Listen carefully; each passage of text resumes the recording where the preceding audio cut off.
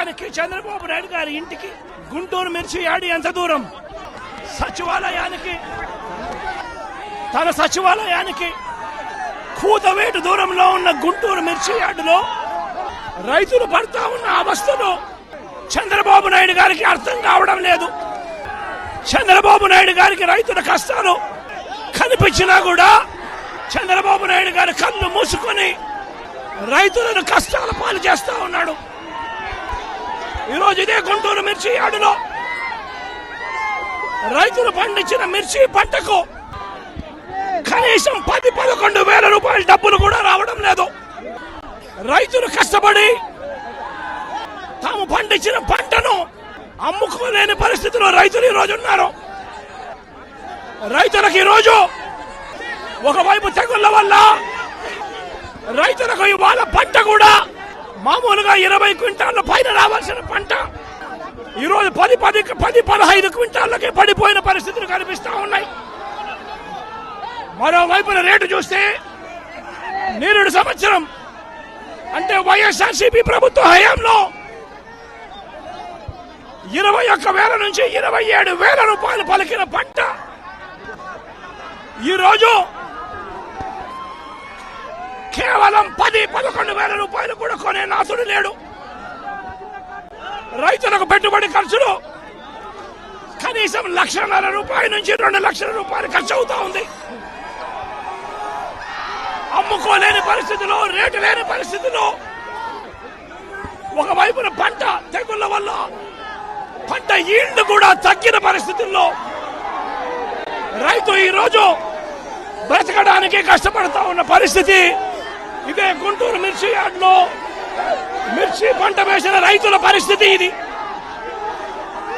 రాష్ట్ర వ్యాప్తంగా ఏ పంట తీసుకున్నా కూడా కందులు గాని, మినుము గాని, పెసరు గాని, టమాటో గాని, పత్తి గాని, ఇలా ఏ పంట తీసుకున్నా కూడా రైతులకు గిట్టుబాటు ధరలు రాని పరిస్థితి ఈ రోజు ఈ రాష్ట్రంలో కనిపిస్తా ఉంది. మరోవైపున చూస్తే చంద్రబాబు నాయుడు గారు రైతులను దళారీలకు అమ్మేసిన పరిస్థితి కనిపిస్తా ఉంది. ఈరోజు వైఎస్ఆర్సీపీ ప్రభుత్వ హయాంలో రైతు జీవితంలో వెలుగులు చూడడానికి ప్రవేశపెట్టిన సంస్కరణలన్నీ కూడా ఈరోజు అన్ని కూడా కనపడకుండా పోయే పరిస్థితిలోకి వచ్చాయి. ఈరోజు గ్రామాలలో ఆర్బీకే వ్యవస్థ ఈరోజు గ్రామాలలో నిర్వీర్యమైపోయిన పరిస్థితి. ఈ క్రాప్ వ్యవస్థ నిర్వీర్యమైపోయిన పరిస్థితి. ఈరోజు గ్రామాలలో రైతులను చేయి పట్టుకొని నడిపించే ఈ ఆర్బీకే వ్యవస్థ ద్వారా గతంలో పంటలు కొనుగోలు జరిగేటివి. ప్రతి రైతు కూడా ఈ క్రాప్ కింద రిజిస్టర్ చేసుకున్న ప్రతి రైతుకు కూడా గిట్టుబాటు ధరలు వచ్చే విధంగా ఆర్బీకేలో ఈ మాదిరిగా పోస్టర్లు కనిపించేటివి.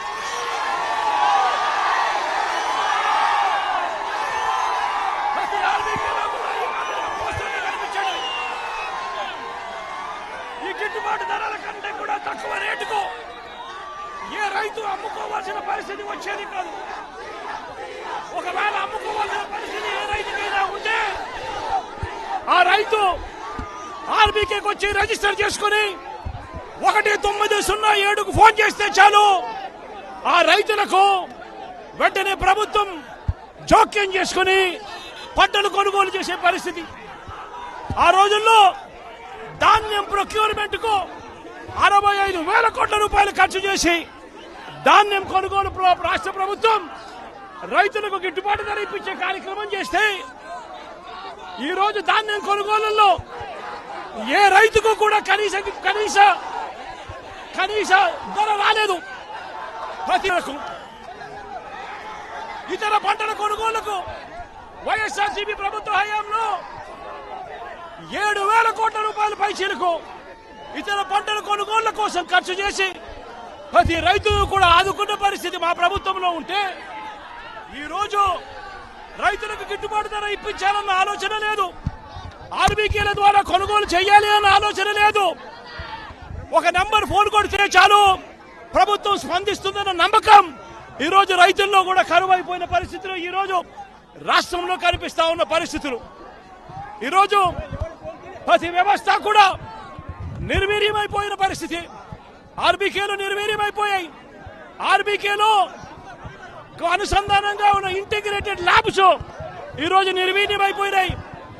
గతంలో ఎవరైనా కల్తీ విత్తనాలు అమ్మాలనుకుంటే ప్రభుత్వం ఉంది అని చెప్పి భయపడే పరిస్థితి నుంచి ఈరోజు యథేచ్ఛగా ప్రభుత్వమే దగ్గరుండి ఆర్బీకేల ద్వారా ఎరువులు సప్లై, విత్తనాల సప్లై ఆపేసిన కార్యక్రమం జరుగుతూ ఉంది.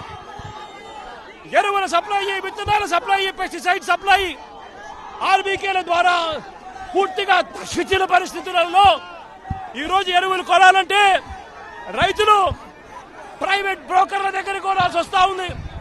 ప్రైవేట్ డీలర్ల దగ్గర కొంటే వాళ్ళు కనీసము 100 రూపాయల నుంచి 400 రూపాయలు బ్లాక్ లో అమ్ముతా ఉన్న పరిస్థితి ఎరువులకు సంబంధించి. ఈరోజు క్వాలిటీ కంట్రోల్ చేసే విషయంలో ప్రభుత్వం పూర్తిగా ఫెయిల్ అయిపోయిన పరిస్థితులు కనిపిస్తా ఉంది. నాణ్యమైనవి మాత్రమే అమ్మే పరిస్థితి గతంలో ఆర్బీకేల ద్వారా చేస్తే రాష్ట్ర ప్రభుత్వం ఈరోజు నాణ్యమైనటివి ఏవి కూడా రైతులకు సప్లై కాకుండా ఉండే పరిస్థితి ఈరోజు రాష్ట్రంలో నెలకొని ఉంది. ఇప్పటికైనా రాష్ట్ర ప్రభుత్వం కళ్ళు తెరిచి రైతులకు పెట్టుబడి సహాయం కింద వాళ్ళు ఇస్తామని చెప్పిన పిఎం కిసాన్ కాక 20,000 రూపాయలు ఏదైతే ఇస్తామని చెప్పారో అది కూడా రైతులను మోసం చేసిన పరిస్థితిలో ఈరోజు రాష్ట్ర ప్రభుత్వం కనిపిస్తా ఉంది. రైతులకు ఈరోజు 0 వడ్డీ రాని పరిస్థితి ఈరోజు రైతాంగం మీద కనిపిస్తా ఉంది. ఈరోజు ప్రతి విషయంలోనూ కూడా రైతులు ఈ ప్రభుత్వంలో నష్టపోయిన పరిస్థితుల మధ్య చంద్రబాబు నాయుడు గారు ఇప్పటికైనా కళ్ళు తెరవాలి, గుంటూరు మిర్చి యార్డుకు రావాలి, వచ్చి రైతుల కష్టాలు తెలుసుకొని రైతులకు కనీస గిట్టుబాటు ధర వచ్చే విధంగా రైతుల కోసం చంద్రబాబు నాయుడు గారు గట్టిగా నిలబడకపోతే తీవ్రమైన పరిణామాలుంటాయి. రాబోయే రోజుల్లో రైతుల తరపున చంద్రబాబు నాయుడు గారిని హెచ్చరిస్తా ఉన్నాం. ఈరోజు ఇక్కడ కూడా పరిస్థితి ఏమిటి అంటే ఒక ప్రతిపక్ష నాయకుడు ఇక్కడికి వస్తున్నాడు అనంటే, రైతులతో మాట్లాడే ప్రయత్నం చేస్తున్నాడు అనంటే కనీసం పోలీసుల భద్రత కూడా చంద్రబాబు నాయుడు గారు ఇవ్వని పరిస్థితి. నేను ఇదే చంద్రబాబు నాయుడు గారికి చెప్తా ఉన్నా, ఎల్లకాలం మీ ప్రభుత్వం ఉండదు. రేపొద్దున ప్రతిపక్షంలో మీరు కూర్చున్నప్పుడు ఇదే మాదిరిగా పోలీసు భద్రత మేము తీసేస్తే ఎలా ఉంటుందో ఒక్కసారి ఆలోచన చేసుకో చంద్రబాబు.